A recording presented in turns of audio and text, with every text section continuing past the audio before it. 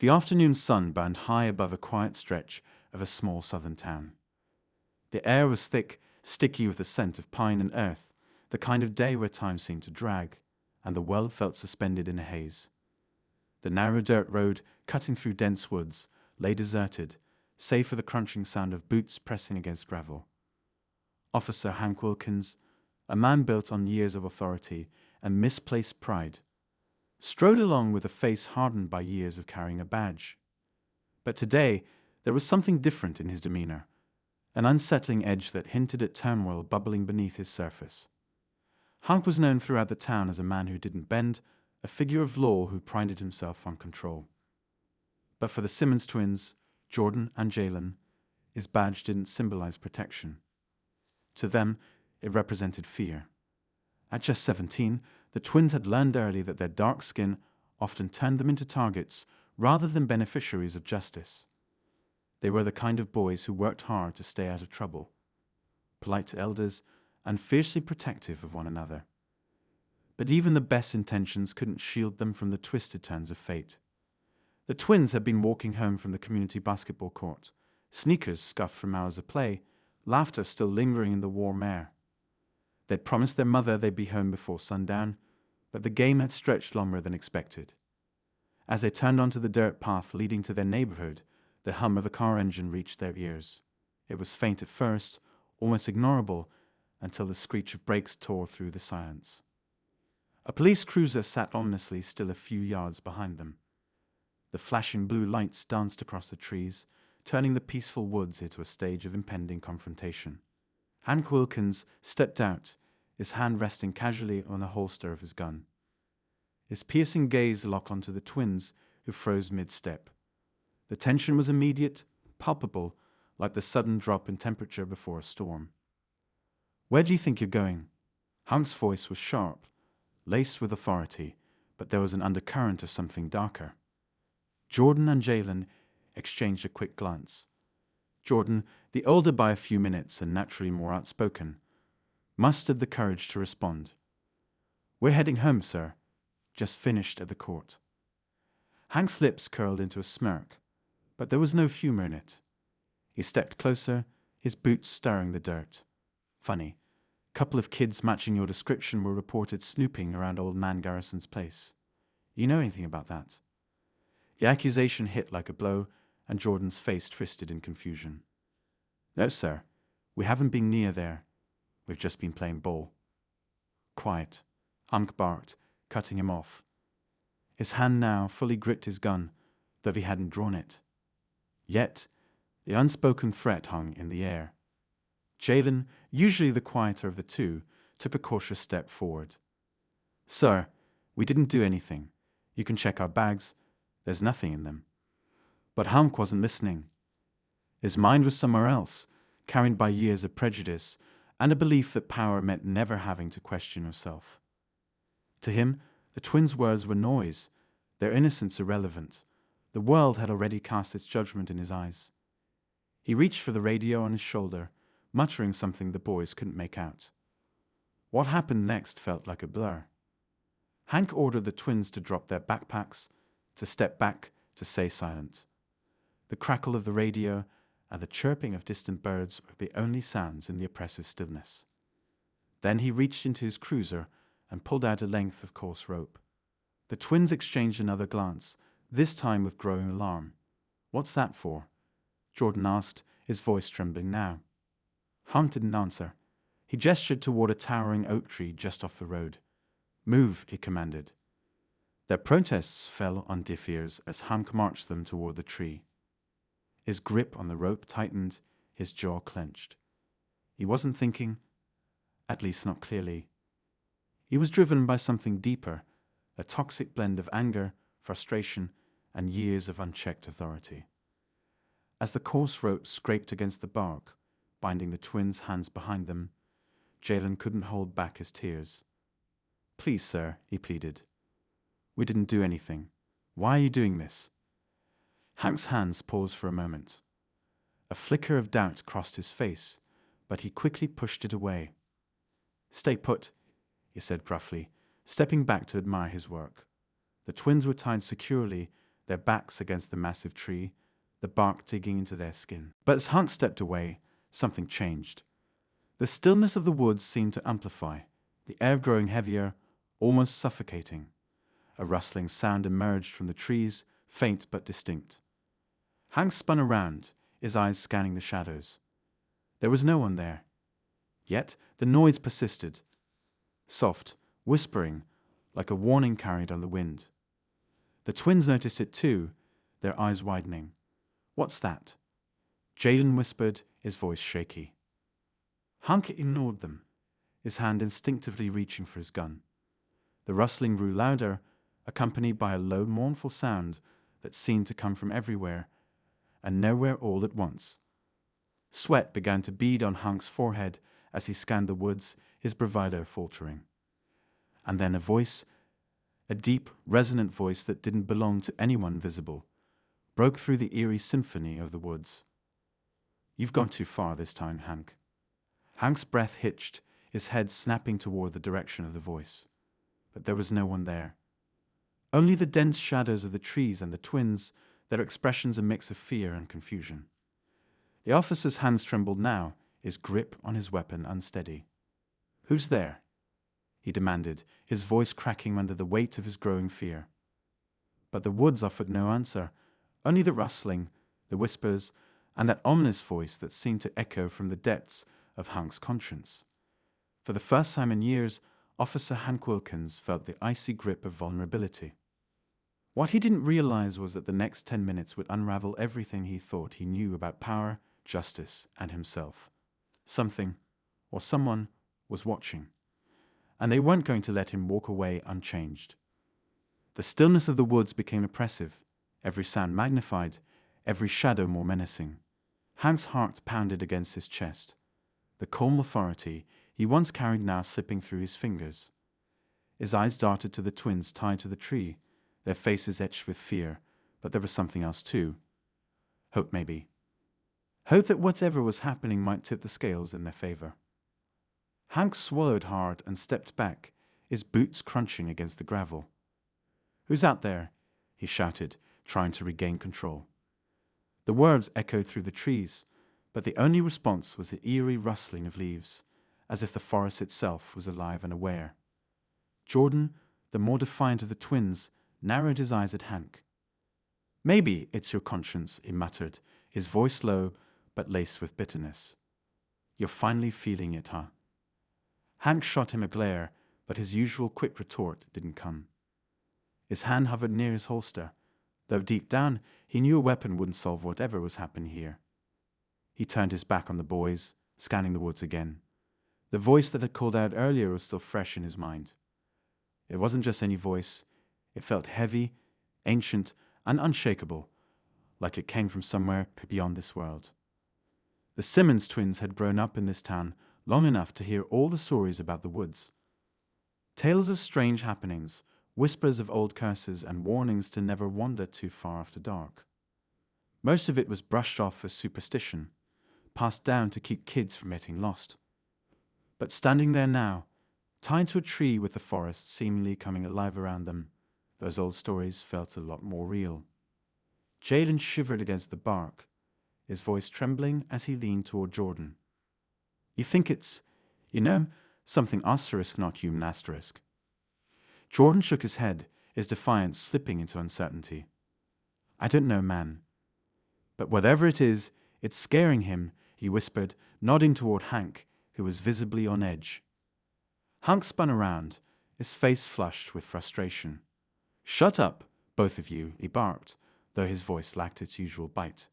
The twins stared at him, their silence now tinged with pity. It was clear that the officer's bravado was crumbling, piece by piece. Then the voice came again, this time softer, almost teasing. "Hank, you think you're untouchable, don't you?" Hank stiffened, his breath catching in his throat. "Who's there?" he demanded, his voice cracking under the weight of his fear. The woods seemed to respond with a gust of wind, carrying the scent of pine and something metallic, like rusted iron. The smell made Hank's stomach churn, and he instinctively covered his nose. But Jordan and Jalen, despite their fear, were starting to feel something shift. The voice, the wind, the oppressive atmosphere. It didn't feel like a direct threat to them. If anything, it felt like the focus was entirely on Hank. The twins exchanged a glance, unspoken understanding passing between them. Whatever was happening, it wasn't just random. It was deliberate, calculated, and somehow tied to the man who had wrongfully detained them. "Maybe you're finally getting what you deserve," Jordan said, his voice steady despite the situation. Hank whipped around, his face a mixture of anger and desperation. "You think this is funny?" he snapped. "You think I don't know your kind. Always looking for someone else to blame, always playing the victim. Well, not this time. Not with me." Jordan's jaw tightened, but he didn't respond. Jalen, however, couldn't hold back anymore. "We didn't do anything," he shouted, his voice cracking with emotion. "You're just doing this because of who we are. You don't even care if it's true or not." Hank's face darkened, but before he could respond, the wind picked up again, stronger this time. It howled through the trees, bending branches and scattering leaves. The sound was deafening, drowning out everything else, and then it stopped. Abruptly, unnaturally. The silence that followed was even more unsettling. And then the voice spoke again, louder and more forceful. "Hank, do you remember what you did on this road 5 years ago?" The question hit like a thunderclap. Hank's eyes widened, and for the first time, true panic flickered across his face. He stumbled back, his hand gripping the trunk of a nearby tree for support. "No," he whispered, shaking his head. "No, that's not possible." Jordan and Jalen exchanged confused looks. 5 years ago, what could that mean? They watched as Hank's tough exterior began to unravel. His breathing grew heavier, his hands trembling as he wiped sweat from his brow. "Who are you?" Hank shouted, his voice breaking. "What do you want from me?" The voice didn't answer immediately. Instead, a faint glow began to emanate from deep within the woods. It wasn't blinding, but it was unnatural, casting long, flickering shadows across the trees.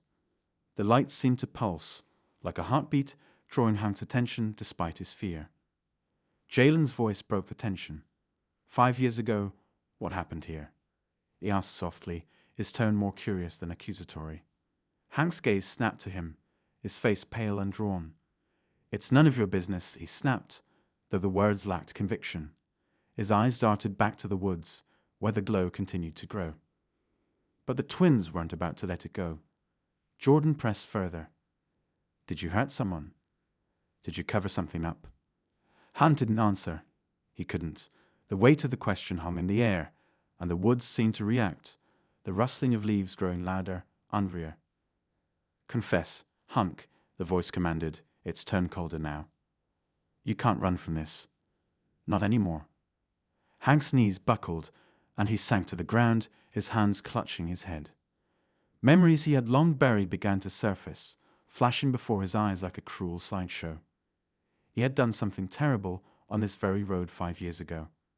Something he had convinced himself was justified, something he thought he could bury, but the woods hadn't forgotten. As Hank knelt there, broken and exposed, the twins watched in silence. They didn't fully understand what was happening, but they knew one thing for certain. This wasn't about them anymore. This was about Hank, and whatever sins he had carried with him all these years. The glow in the woods intensified, and the voice spoke one final time, its tone both commanding and sorrowful. "You've sown your seeds, Hank. Now it's time to reap the harvest." Hank let out a strangled cry, his head snapping up as if he were staring at something only he could see. The twins couldn't look away, their fear now mixed with a strange sense of awe.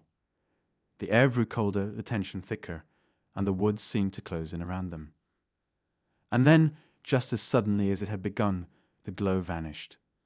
The woods fell silent once more, the oppressive atmosphere lifting as if it had never been there. But the weight of what had just occurred lingered, pressing down on all three of them. Hank remained on the ground, his shoulders slumped, his face buried in his hands. He didn't move, didn't speak. The twins, still tied to the tree, exchanged a wary glance.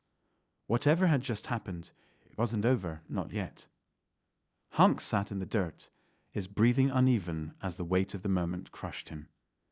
His hands trembled uncontrollably, gripping the sides of his head, as though trying to block out the memories threatening to overtake him.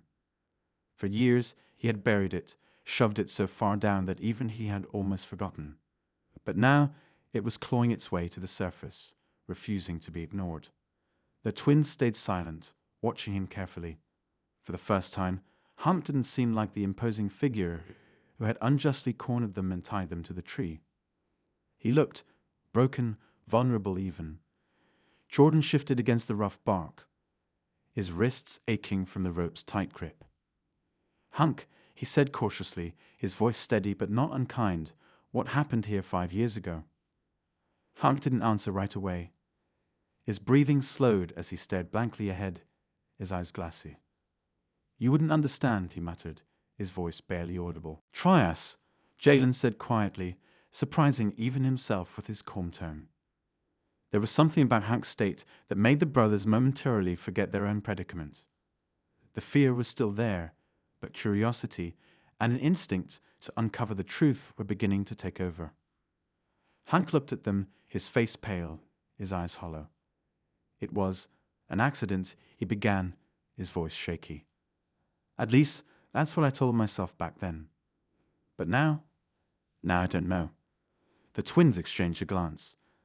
This wasn't the answer they were expecting, and yet they both knew there was more to the story. What kind of accident? Jordan pressed, his tone firm, but not aggressive. Hank hesitated, his lips trembling as he struggled to find the words. "It was a night like this," he finally said, his gaze drifting toward the woods. "I was patrolling this same road, just like I've done 100 times before.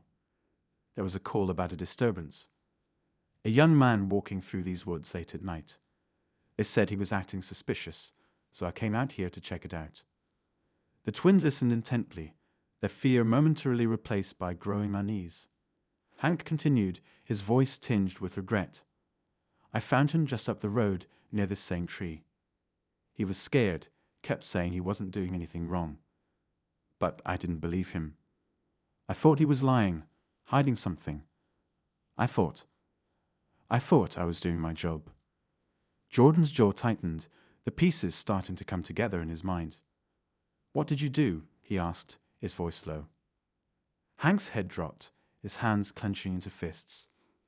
"I pushed him too far. I cornered him, demanded answers, but he didn't have any. He kept saying he was just walking home, that he wasn't hurting anyone. But I didn't listen. I didn't want to listen." Jalen's stomach churned, his mind racing with possibilities. "And then?" he prompted, though part of him wasn't sure he wanted to know the answer. Hank's voice broke as he spoke the next words. "He ran. I chased him. He tripped, hit his head on the rocks over there."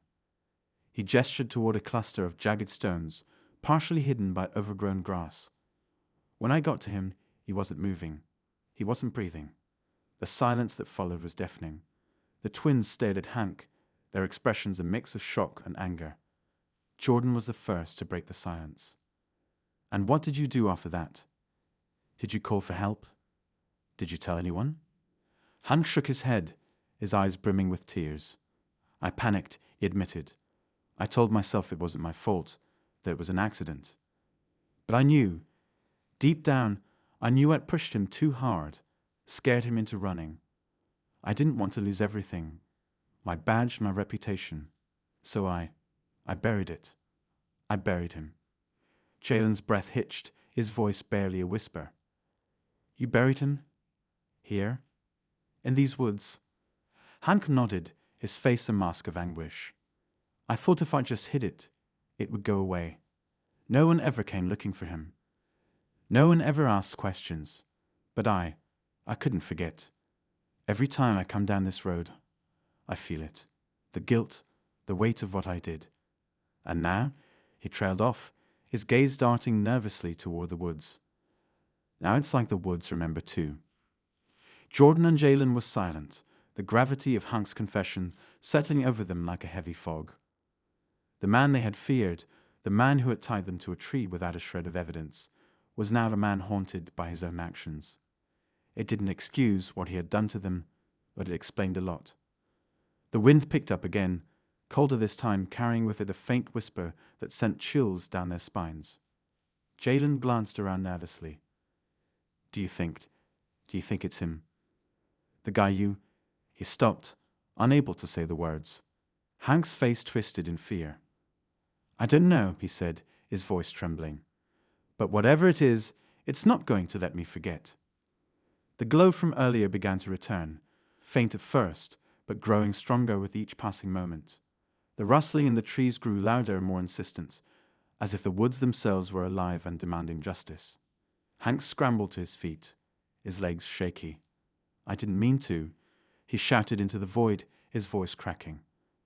I didn't mean for it to happen. The glow flickered, the air around them growing colder still. Jordan's voice cut through the tension. If you want this to stop, you need to do something. You need to make it right. Hank turned to him, desperation etched into his features. How? How do I make it right? He's gone. I can't bring him back. Jalen, despite his fear, spoke up. You can start by telling the truth, by owning up to what you did. Maybe that's what this is about. It's giving you a chance to make it right before it's too late. Hank looked at them, his expression a mix of disbelief and despair. You think that's going to fix this? He asked, his voice hollow. Jordan shrugged, his tone blunt. It's better than running. Look where it has gotten you. The glow intensified, the whispers growing louder, more distinct. Hank flinched, his hands covering his ears as if trying to block them out.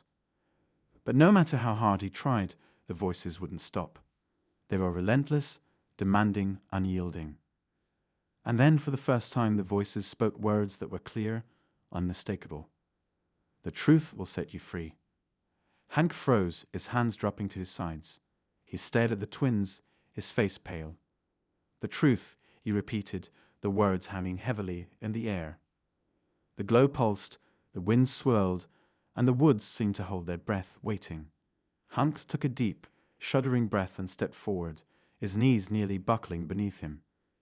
He didn't know if he had the strength to do what needed to be done, but one thing was certain. He couldn't keep running. Not anymore. Hank took another step forward, his legs shaky but propelled by something he hadn't felt in years. A faint glimmer of resolve. The woods seemed to close in around him, the trees stretching taller, the shadows deepening as if to swallow him whole. The glow ahead pulsed, its rhythm quickening, matching the frantic beating of his heart. He didn't know if it was leading him to redemption or ruin, but he knew he couldn't ignore it any longer. The twins watched in tense silence, their bodies still bound but their eyes sharp, tracking Hank's every move. Jordan leaned slightly toward Jalen. Do you think he's actually going to face it? He whispered. Jalen hesitated before answering. I don't know, he replied quietly. But whatever's out there, it's not going to stop until he does. Hank turned back to look at them, his face pale, his eyes glistening with fear. I don't know if I can do this, he admitted, his voice shaking. What if? What if it's too late? What if it doesn't matter anymore? Jordan didn't flinch. You don't get to decide that, he said firmly. You've been running from this for 5 years. Maybe it's time to stop running. Hank's gaze shifted to the ground, his hands clenched into fists. For so long, he had built his life on control, on projecting power, on convincing himself that he was untouchable. But now, standing here with his deepest secret unraveling before him, he felt small, smaller than he'd ever felt in his life. He nodded slowly, the weight of the moment sinking into his chest. The glow pulsed brighter, and the wind picked up again, whipping through the trees with a low, mournful howl. Hank stumbled forward, each step feeling heavier than the last. He wasn't sure what he was walking toward, punishment, forgiveness, or something in between, but the pull was irresistible. The forest wasn't just calling to him, it was demanding him. The twins exchanged another glance, their own fear mounting as the atmosphere grew more charged. Jalen spoke up, his voice wavering but clear. Whatever you do, don't lie, he said. If this thing knows what you've done, it'll know if you try to twist the truth. Hank froze mid-step. the weight of those words hitting him like a hammer. He nodded without looking back, his throat dry. He could feel the truth clawing at his insides, desperate to be let out. But would it be enough? Could anything he said now make up for what he had done? The glow intensified, and Hank reached a clearing surrounded by towering trees that seemed ancient and unyielding. At the center of the clearing, the ground looked disturbed, as though it had been dug up and hastily covered again. He knew immediately what it was. His knees buckled, and he fell to the ground, his breath coming in shallow gasps. "No," he whispered, his voice breaking. "Please, not this." But the glow didn't waver, and the whispers in the wind grew louder, overlapping until they formed a single, chilling command. "Speak." Hank's hands clawed at the dirt, his tears falling freely now. "I was scared," he choked out, his voice trembling. "I didn't mean for it to happen. I swear, I didn't mean for it to happen." The air grew colder, the silence heavier, as if the forest itself was waiting. Hank looked up, his face streaked with tears, his voice cracking under the weight of his confession. He wasn't doing anything wrong. He admitted, the words tasting bitter on his tongue. He was just walking home, and I let my bias, my anger, my fear get the better of me. I thought he was a threat because of how he looked. I was wrong. The ground beneath him seemed to shift, the disturbed soil almost pulsating as if alive. The glow flickered, the wind swirling around him in a chaotic dance. Hank felt the walls of his guilt closing in, crushing him from all sides. "I buried him here," he said, his voice barely above a whisper. "I buried him and told myself no one would ever know. But I knew. I've always known." The whispers grew deafening, a cacophony of voices echoing his words back to him, twisting them into a chorus of accusation and sorrow. Hank pressed his hands to his ears, but it was no use. The truth was out now, and there was no escaping it. From their spot tied to the tree, the twins could only watch as the scene unfolded. Jordan's fists clenched against the ropes binding him. He wanted to scream at Hank, to demand answers, to vent his own anger. But even as rage bubbled within him, there was something else, a strange sense of pity. Hank wasn't the monster he'd appeared to be earlier. He was something worse. A man who had let his fear and prejudice destroy not only another person's life, but his own soul. Jalen's voice broke the tense silence. "You think it's over?" he asked, his tone uncertain. Jordan shook his head. "I don't think it's even close." Hank sat in the clearing, his body trembling as he waited for something to happen, for judgment, for punishment, for anything. But the glow simply pulsed steady and unyielding, as if waiting for more. Hank's breath hitched. "What else do you want from me?" he cried out, his voice raw. "I told you everything. I've admitted it." The forest remained silent for a long moment, the stillness more terrifying than the noise. Then slowly the glow began to shift. It moved closer to Hank, enveloping him in its light. He tried to shield his eyes, but the light seemed to pierce through him, exposing every dark corner of his soul. The voices spoke again, this time softer, but no less commanding. "The truth is only the beginning." Hank's eyes widened, his heart pounding in his chest. He didn't understand what it meant, but he knew one thing for certain. The forest wasn't done with him yet. The glow grew brighter, the whispers louder, and the air thicker with tension. The climax was near, and whatever was coming next would change everything. The glow around Hank began to shimmer, changing from a steady light to a pulsating energy that seemed alive. It wrapped around him, not with warmth, but with an eerie coldness that seeped into his bones. He could feel it probing, digging into places he had long tried to forget. He clutched his chest, gasping for breath, as though the light itself was forcing him to confront the very core of his being. Behind him, Jordan and Jalen watched in stunned silence. Jalen tugged at the ropes binding his hands, desperation rising in his chest. "We have to get out of here," he whispered, his voice barely audible. Jordan didn't respond. His eyes were locked on Hank, whose face was contorted with fear and anguish. Something was happening, something beyond their understanding, and Jordan couldn't tear his gaze away. It was as if the forest had come alive, and Hank was the target of its wrath. Suddenly, the glow shifted again, pulling back from Hank and swirling toward the center of the clearing. The air grew thick with tension, and the sound of rustling leaves turned into a deep, resonant hum that seemed to vibrate through the ground. Hank fell to his knees, his hands pressed against the soil, his body trembling uncontrollably.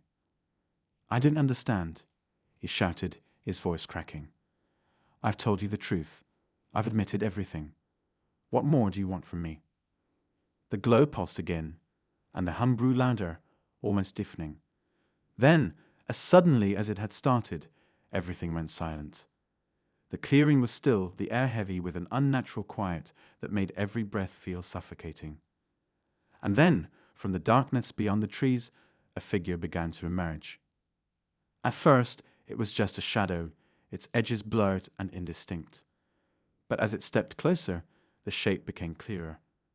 It was a man, his outline illuminated by the faint glow. He was tall, with broad shoulders and a confident stride that contrasted sharply with the unease of the moment. His face, however, remained obscured, as if the light refused to touch it fully. Hank froze, his eyes wide with disbelief. "No," he whispered, his voice trembling. "It can't be. You're dead." The figure didn't respond. It moved closer, its steps slow and deliberate, until it was standing just a few feet away from Hank. The glow seemed to bend around it, casting the figure in an otherworldly light. Hank's breathing quickened, his body trembling as though the very sight of the figure was too much to bear. "Who is that?" Jalen whispered, his voice barely audible. His heart was pounding so hard it felt like it might burst from his chest. Jordan shook his head, his own fear evident. "I don't know," he said, his voice low. "But I think it's him." The guy Hank was talking about.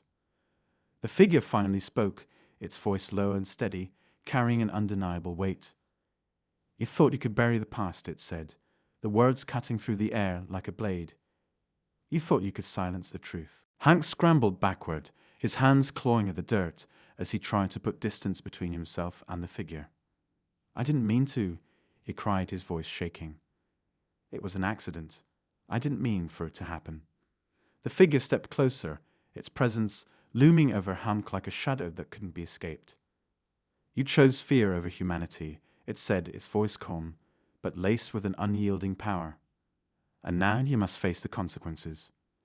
The ground beneath Hank began to tremble, a deep rumble that seemed to come from the very heart of the forest. The glow intensified, surrounding the figure and casting long, flickering shadows that danced across the trees.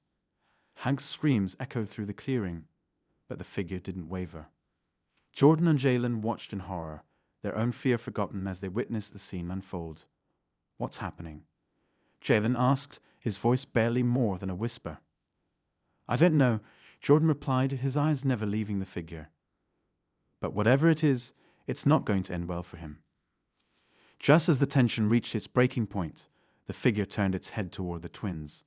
For a moment, the glow dimmed, and the forest seemed to hold its breath. The figure's gaze was piercing, even without visible eyes, and the twins felt as though it was looking straight into their souls. "You don't belong here," it said, its voice softer, but no less commanding. "This is not your burden to bear." Before they could react, the glow around the figure flared brighter than ever, forcing them to shield their eyes.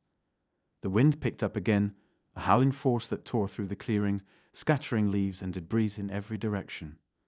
When the light finally dimmed, the figure was gone, and the forest was silent once more. Hank lay on the ground, his body shaking, his face pale. He looked up at the twins, his eyes filled with a mixture of fear and despair. "It's not over," he whispered, his voice hoarse. "It's never going to be over." The twins exchanged a glance, their own fear mingling with a growing sense of unease. Whatever had just happened, they knew it was only the beginning. The forest wasn't finished with Hank, and now they were caught in its web as well. Hank struggled to his feet, his body weak and unsteady, as if the weight of his confession had drained the last of his strength. The air in the clearing was still, but it carried an oppressive heaviness that made it hard to breathe.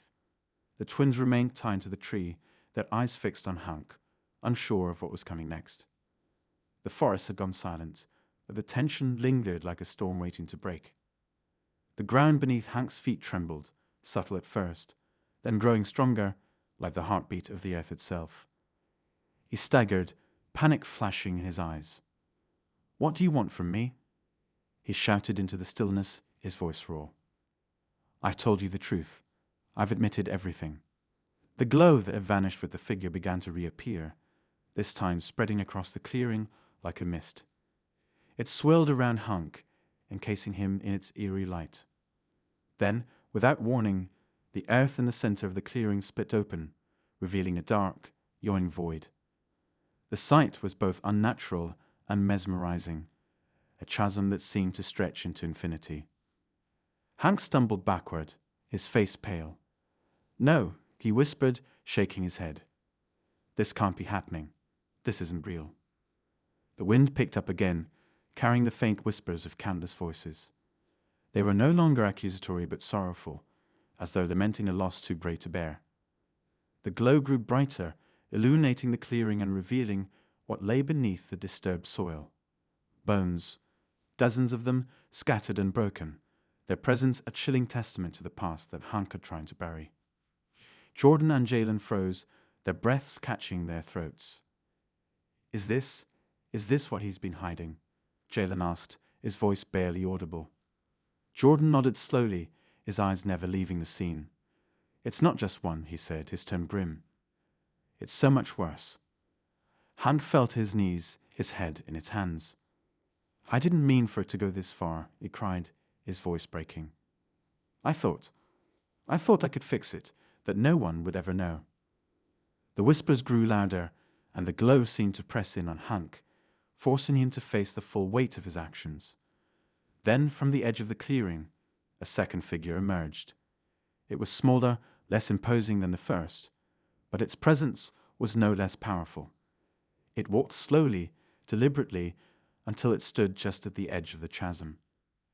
Hank looked up, his face streaked with tears, his eyes widened in recognition, and a choked sob escaped his lips.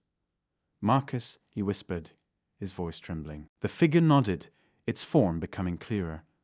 It was a young man, no older than 20, with eyes that seemed to hold both sorrow and resolve. He looked at Hank with a mixture of pity and disappointment. "You didn't just bury me," he said softly. "You buried everyone who came after." Hank shook his head violently, his hands clawing at the ground. "I didn't mean to," he cried. "I didn't want any of this to happen. I was scared. I didn't know how to stop." Marcus stepped closer, the glow around him intensifying. "Fear isn't an excuse," he said, his voice steady. "You had a choice, and you chose to protect yourself at the expense of others. But now you have another choice to make." Hank looked up, his face filled with desperation. "What do you mean?" he asked, his voice barely a whisper. Marcus gestured toward the chasm, his expression unreadable. "You can face what you've done and accept the consequences," he said. "Or you can continue to run, knowing that this will never end." Hank stared at the void, his body trembling. The twins watched in stunned silence, the weight of the moment pressing down on them. For a long time, no one spoke. The only sound was the faint hum of the glowing mist and the distant rustling of the trees.